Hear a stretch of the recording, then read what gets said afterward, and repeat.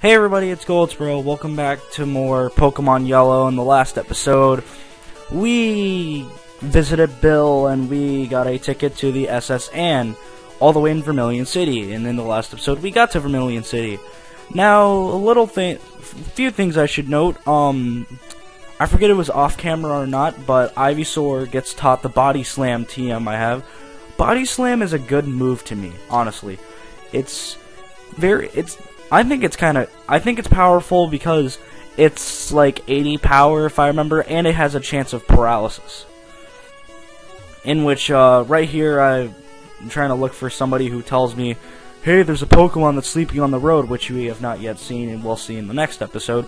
But, we're not talking about the next episode. We're talking about this episode. So, anyways,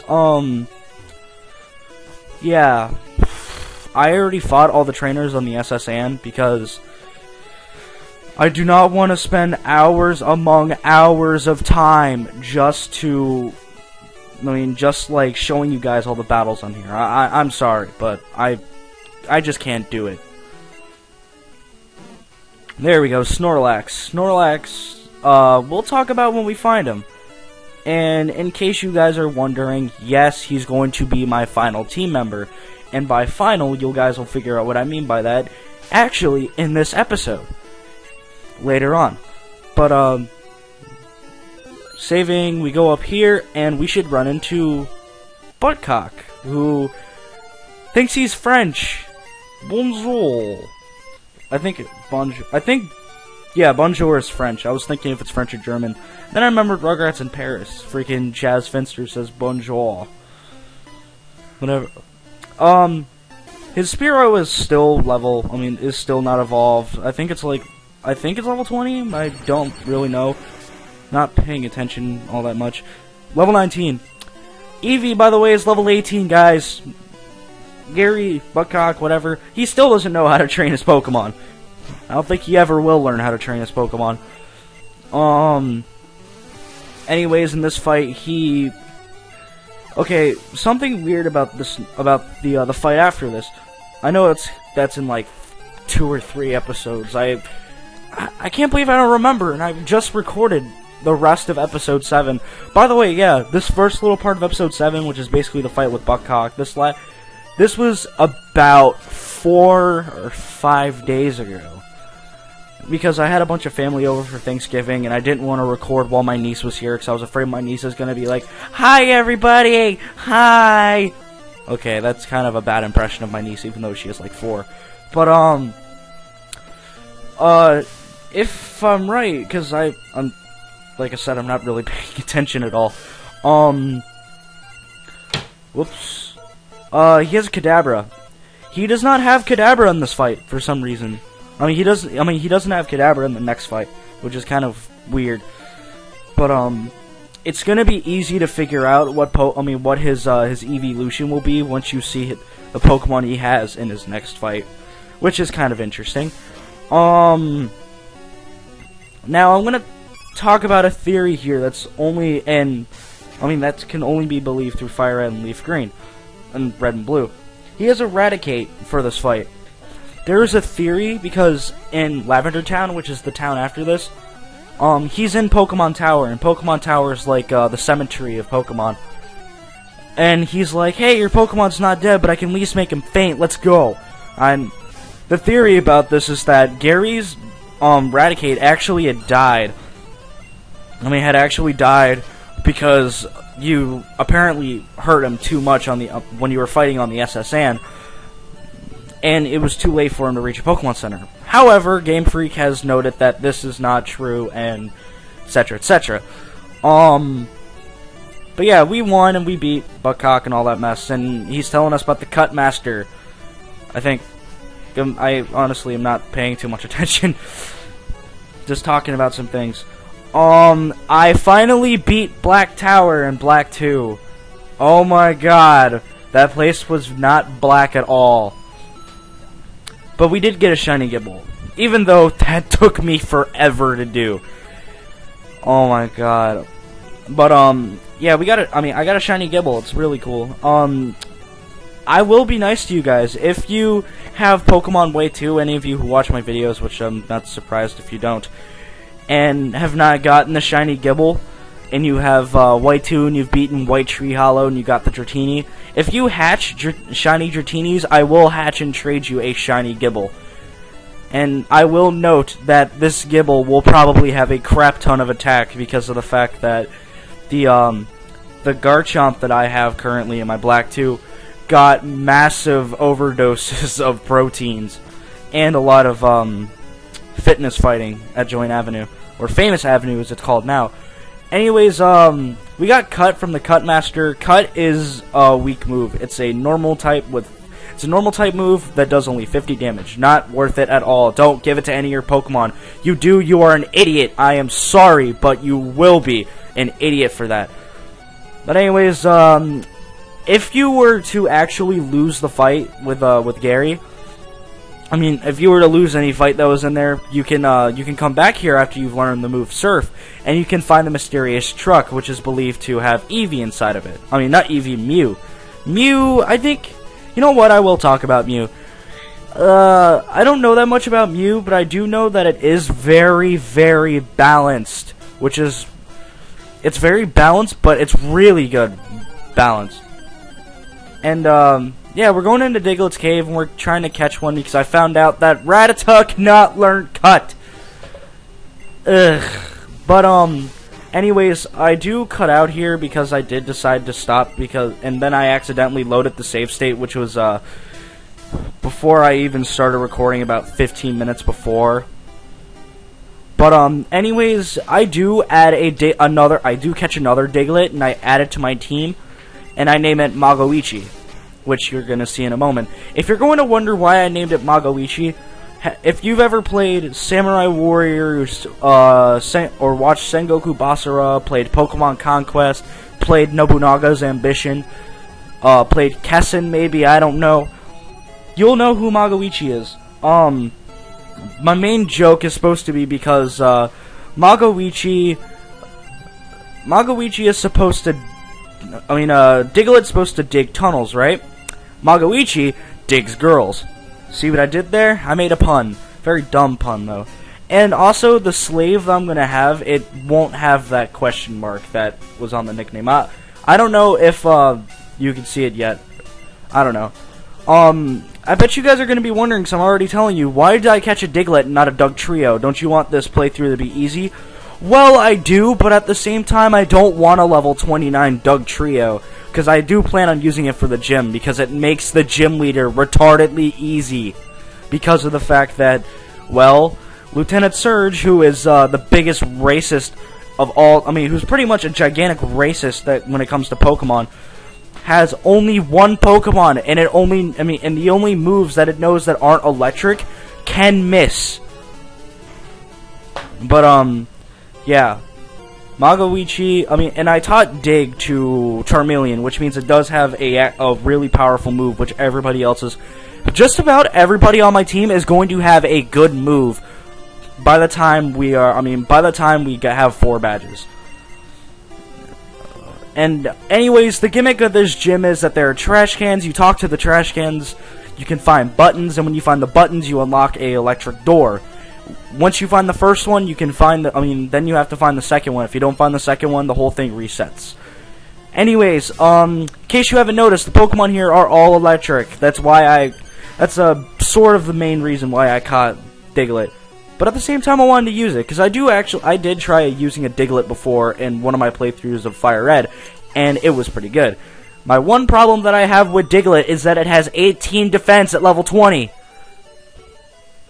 But, and that's really bad because of the fact that Voltorb is in fact faster in it, and there are Voltorbs. So I guess I'll go over the electric types that you can find, that you see in this gym. Voltorb. Voltorb is complete crap. Do not use it. Okay, that's not completely true. It just has more of the problem that, even though it's for a fact, it is the fastest Pokemon in the first generation. That's the big truth. That is the truth. It is very known for blowing up on people. However, none of these Voltorbs know Self-Destruct or Explosion yet, or suicide bombing, as it's called in Japan. Anyways, Voltorb and Electrode are, I guess you could say they're okay. They're more of useful for self-destruct and stuff, and when you're trying to use an actual Electro-type move, they don't really do that much. However, we can go to Magnemite. Magnemite is awesome, and it gets even better in Gen 2 because it gains a sub-type.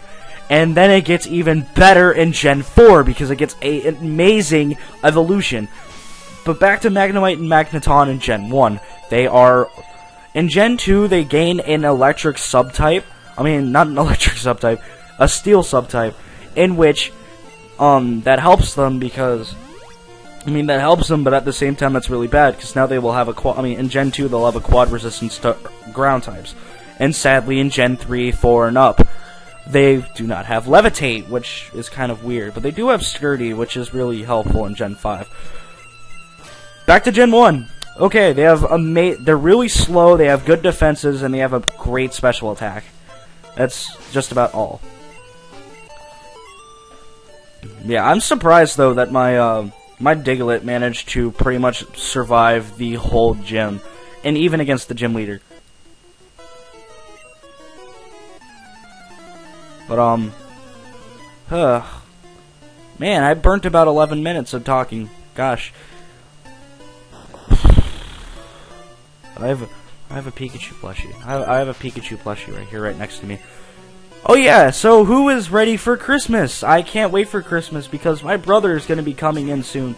Because he was in basic training and he's about to get shipped out. He's about to get shipped back over here for a few days for Christmas.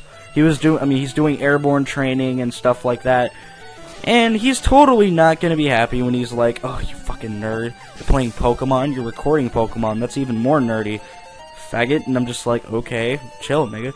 Okay, not really. I love my brother. Just, we bonk heads sometimes, but hey, we love each other. Anyways, the Lightning American, Lt.Surge. Lt.Surge, he tells you that he's going to shock, he tells you that he's going to shock gonna shock you like you did with his opponents in the army, and I say, sir, that is called cheating. But, so, yeah, Lt.Surge. Lt.Surge is a giant racist because he's the only American person in Pokemon, and he's a giant army dude. His one Pokemon in in yellow is Raichu at level 28. Raichu knows, if I am correct, Thunder Wave, Thunderbolt, Mega Punch, and Mega Kick. If you are playing Red, Blue, Leaf Green, or Fire Red, he will have a Volt. If I'm right, he either has 2 Voltorbs or Voltorb, Magnemite, and Pikachu.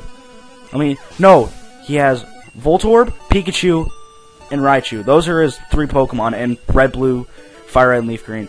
He's really easy, even though his Raichu is level 28. And for some reason, he wasted an X-Speed on Raichu. I don't know. Anyways, he gives us TM24, which is Thunderbolt. I am immediately teaching that to Pikachu. Because now it's ridiculously broken. Just about. Now you just gotta let it hold a light ball. Now that'd be nice.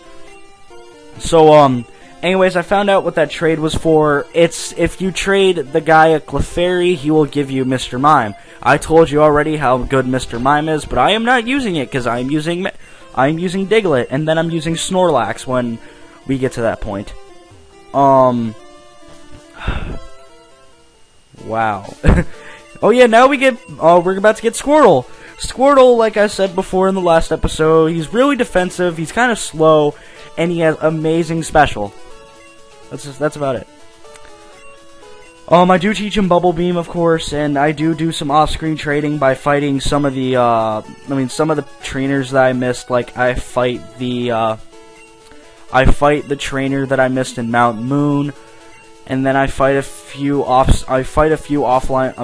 battles off-screen, and I nickname him Tortuga, because I'm basing him off of the island of Tortuga from, Pirates of the Caribbean, because I love Pirates of the Caribbean, you know? I'm still thinking of what to nickname Mr. Snorlax, but anyways, Squirtle also evolves in this episode. And we do have a bunch of off-screen battles. Level him up. He gets to like level 14 by the time we actually get to raising him some more. A little problem that I had though is that he is very underleveled, being level 10, which is kind of sucky, honestly. By the way, I do have a bunch of problems with Dig. To be real, I'm gonna be dead serious. I had so many problems with Dig because when I'm in Rock Tunnel in episode, I think it's episode 8. No, not 8. Can't be episode 8. Episode 9. I keep making the mistake of of digging myself out when I shouldn't be, because that's a very bad idea. In which it's a horribly bad idea, because I was about halfway through Rock Tunnel and then I used Dig. I did go back off camera, which allowed me to use my fast forward, because I try my best not to fast forward at all in my videos, because I don't know what it does. Like, I don't know if they record it going fast forward or they record it going normally. I don't know. But finally we can slash through this stupid bush that's right here, and we can talk to Professor Oak's aide, and who gives you Flash. And I found out I only have 9 Pokemon. Yeah. I got really mad, so I immediately on camera cut a tree, and I catch a Nidoran female. That's about as like as serious as I'm gonna get. I'm tired. It's 9. It's 9 p.m. I've been recording Pokemon for about an hour or so. You guys are lucky that I love you. I love the 5 of you that watch my videos, especially that dude who commented earlier today on episode 6. I love you so much. You are my friend, and I want to hug you a lot.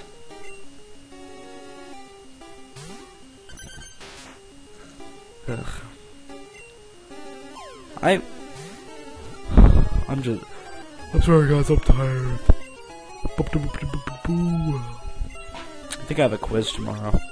Great. I do seriously think I have a quiz tomorrow in English class.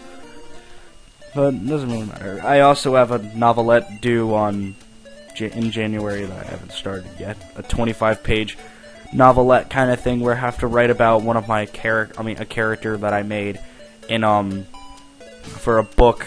It's supposed to be a character that we made in creative writing class, and basically my book is about the guy is like is an assassin who's killed a bunch of famous people and stuff, and he killed his entire family except for his little sister, and when he finds out his sister's still alive, finds out she's an amnesiac, and he's basically spending the whole book trying to get her to remember him. And anyways, I do decide to trade the I went ahead and I caught a Clefairy in Mountain Moon because I caught a Clefairy when I went to Mountain Moon for whatever reason, and I traded Derpina, the Clefairy, and yes, I did call the Clefairy Derpina. You're not looking at some sort of rooster illusion or some crap. You are seeing Derpina the Clefairy, and that should be a meme. Derpina the Clefairy. And if you are playing Pokemon Fire Red or Leaf Green, I don't know about Red and Blue, and I don't think I'll ever go to Red and Blue ever again. You will, this Mr. Mime will be named Mimian, which is a weird name, honestly. But, his name is Miles. Even dumber than Mimian. Yeah, I decided not to use Mr. Mime because you don't get Psychic for a little while, and he does not learn Magical Leaf. And Magical Leaf is one of the best things that he learns in the whole game.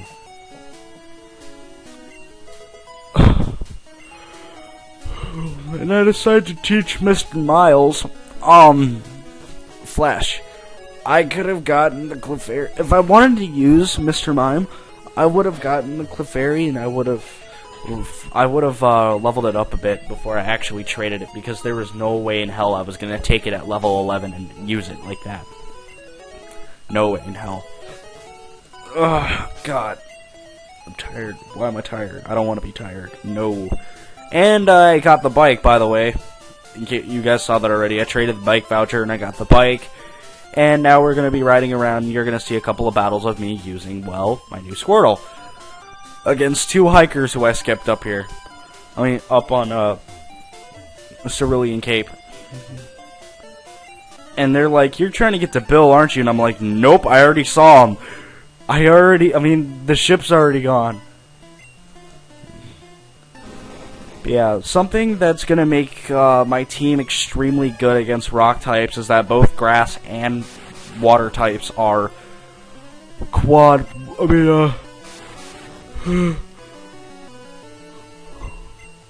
deal a quad weakness to rock. To things like Onyx and Golem or Graveler, Geodude or whatever, because they're rock ground. They're extremely broken against these kind of Pokemon, which is nice. And I got extremely mad because Onyx was using Bind. You guys know how much I love Bind. And Bite, which is... Oh wait, no, that's later. Never mind. Yeah, I did get... In case you guys are looking, I got rid of Bubble, not Bubble Beam. By the way, just letting you guys know before you guys are like, what are you doing? Getting rid of such a good move for such a piece of shit. But yeah, there's a move that Wartortle, I think he learns, Bite, which I don't remember which episode it's in. But Bite in Pokemon Gold, Silver, and Crystal, starting from there and then forever, it is a Dark type move. It is a normal type in Gen 1 because the Dark type had not yet been created to fix the balancing issues with Psychic types, and gave fighting types a chance for something to fight. Oh gosh.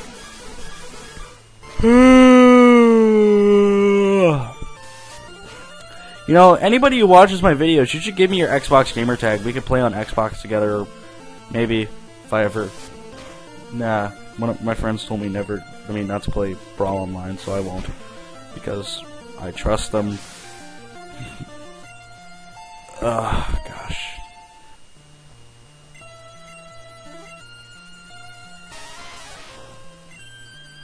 Sorry guys, I'm just tired right now.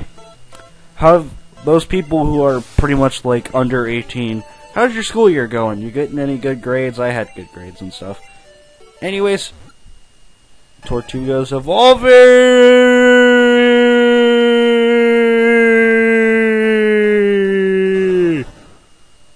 Yay!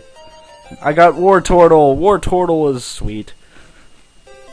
I do think though, Blastoise looks absolutely ridiculous in Pokemon Red Blue.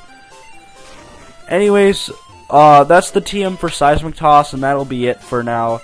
So, guys, we'll see you next time on Pokemon Yellow, where we are going to, we're gonna check out a couple more routes and head for Rock Tunnel, which is going to be the next, our next destination, where we are going to get to, my least favorite town in the game. See you guys then.